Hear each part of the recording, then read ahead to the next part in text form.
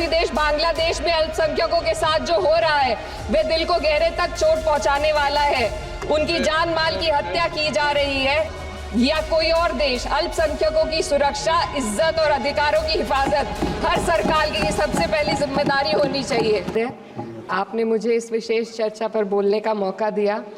भारत के संविधान के 75वें वर्ष की चर्चा के मौके पर मैं सबसे पहले संविधान बनाने वालों की दूरदृष्टि को सलाम करती हूँ।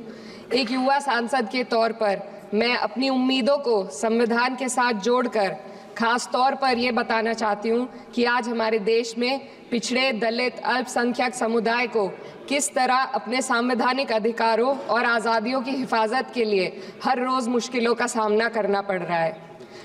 Doctor B.R. अम्बेडकर के कथन से अपनी बात रखना चाहती हूँ। उन्होंने कहा था, मुझे अपने भारतवर्ष पर फक्र है कि जिसके पास ऐसा संविधान है जो लोकतंत्र, समाजवाद और सेक्युलरिज्म को संजोता है। लेकिन आज ऐसा लगता है जैसे संविधान की किताब तो है पर इसे चलाने वालों का ईमान गुम हो गया है। आज हिंदुस्तान में हर वर्ग को किसी न किसी चुनौती का सामना करना पड़ रहा है, मगर अल्पसंख्यक खास तौर पर मुसलमानों पर जो कहर टूटा है वो किसी से छुपा नहीं है। ये लोग सिर्फ अपने मजहबी पहचान की वजह से निशाने पर हैं। संविधान का अनुच्छेद 15 कहता है कि किसी भी नागरिक के साथ धर्म, जाति या किसी और वजह से भेदभाव नहीं होना चाहिए, लेकिन हकीकत इसके उलट है। हालात इस कदर बिगड़ चुके हैं कि hate speech, mob lynching, bulldozer द्वारा घरों को गिराने की घटनाएं आम हो गई हैं, खास तौर पर उत्तर प्रदेश में, जहां ऐसा लगता है जैसे कानून के नाम पर जंगल राज चल रहा हो। संभल में जो हुआ वो सबके सामने है। पुलिस के संरक्षण में निर्दोष लोगों की हत्या की गई और सरकार ने चुप्पी साध ली। अल्पसंख्यकों पर हिंसा बढ़ती जा रही है, मगर सत्ता में बैठे लोग या तो आंखें मूंदे हुए हैं या फिर इन घटनाओं को बढ़ावा दे रहे हैं। हद तो तब हो जाती है जब न्यायपालिका की बात भी अनसुनी कर दी जाती है।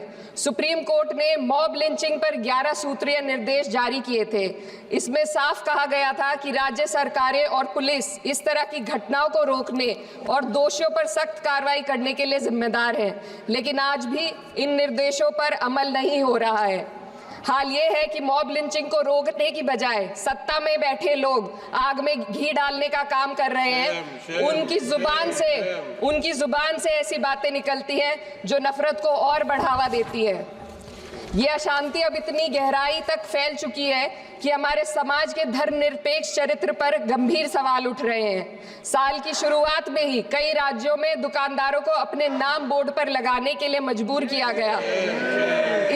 इसे सेहत और सुरक्षा के कानूनों का हिस्सा बताया गया, मगर असल मंशा कुछ और थी। ये कदम खास तौर पर मुसलमान दुकानदारों को निशाना बनाकर उठाया गया ताकि उनकी रोजी रोटी पर चोट की जाए। पिछले हफ्ते मुरादाबाद में एक मुस्लिम डॉक्टर को हिंदू बहुल्य मोहल्ले में घर खरीदने पर विरोध झेलना पड़ा। वजह बताई गई कि इससे मोहल्ले की सामाजिक शांति बिगड़ जाएगी। अब आप ही बताइए, क्या ये वजह सही है, जायज है? असल में ये छोटी बड़ी घटनाएं इस बात का सबूत है कि सांप्रदायिकता को बढ़ावा देने वाले बयान और नीतियां हमारे समाज को अंदर से खोखला कर रही है। उत्तर प्रदेश में यति नरसिंहन ने बेहद घटिया बयान दिया, लेकिन सरकार इन बयानों पर कोई कार्रवाई नहीं कर रही।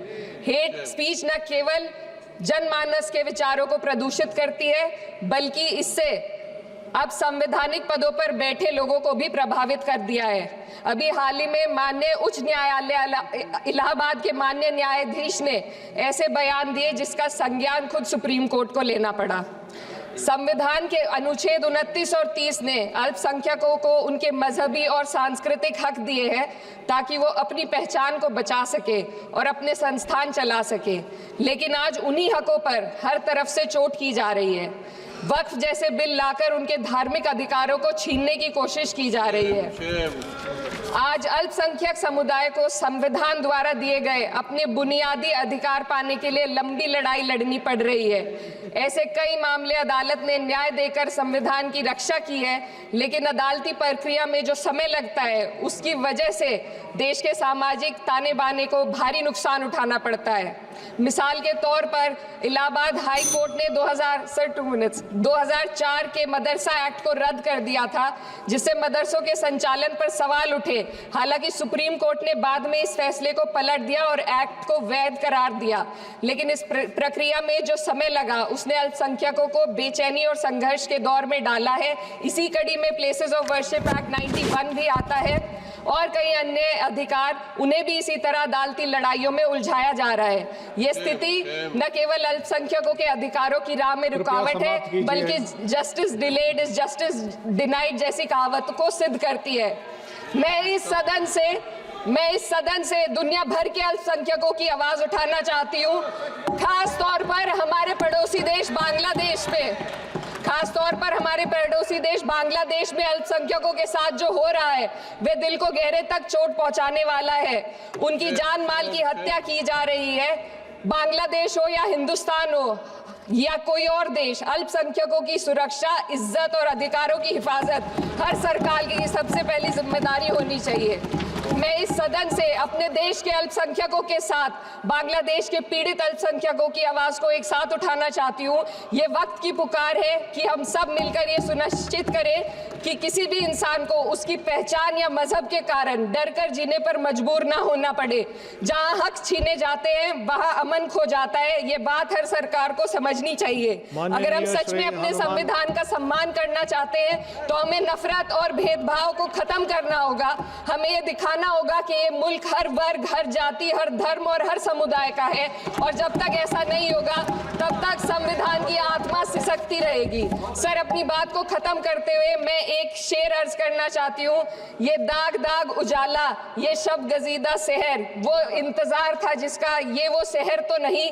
लेकिन अगर इस सदन में बैठे हम सभी सदस्य ये ठान ले कि हमें संविधान के मूल्यों को लागू करना है और उसे लागू करने का प्रयास करें, तो वह सुबह जरूर आएगी जिसके लिए लाखों भारतवासियों ने अपने जानों की कुर्बानी दी थी।